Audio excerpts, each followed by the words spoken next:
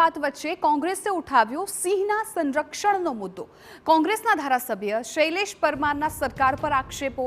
દર વર્ષે સરેરાશ 100 થી 120 સિંહના મોત તેવું શૈલેષ પરમારે કહ્યું। છેલ્લા 5 વર્ષમાં 550 થી વધુ સિંહોના મોત થઈ ગયા। સિંહોના મોત મામલે સરકાર ગંભીર નથી।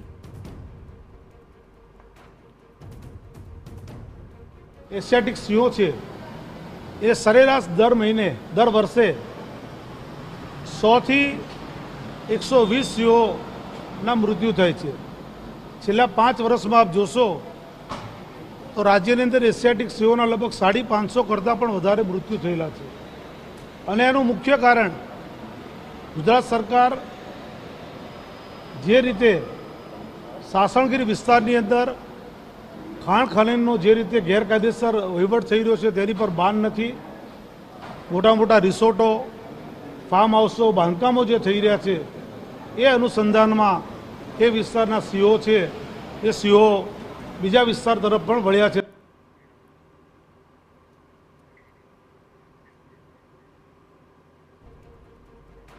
તો સિંહોના સંરક્ષણ મુદ્દે શૈલેષ પરમારના નિવેદન પર ભાજપનો પલટવાર।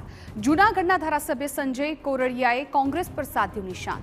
પીએમ બન્યા બાદ મોદી પ્રથમ વખત સાસણની મુલાકાતે તેવું સંજય કોરડિયાએ કહ્યું। પીએમના વિચારો થકી જ સાસણ ટુરિઝમ ક્ષેત્રે ટોચ પર। કોંગ્રેસ પાસે ભાજપનો વિરોધ કર્યા સિવાય કોઈ મુદ્દો નથી। કોંગ્રેસ પાસે સારા વિચારની અપેક્ષા રાખી શકાય નહીં।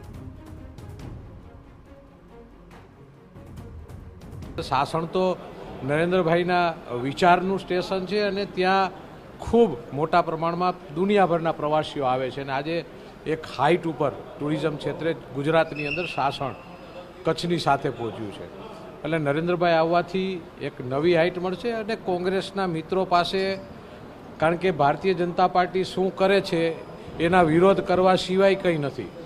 સાચા મુદ્દા હોય, સાચા વિચારો હોય તો એ ખરેખર રજૂ કરવા જોઈએ, પણ એમની પાસે કંઈ વિચાર જ નથી।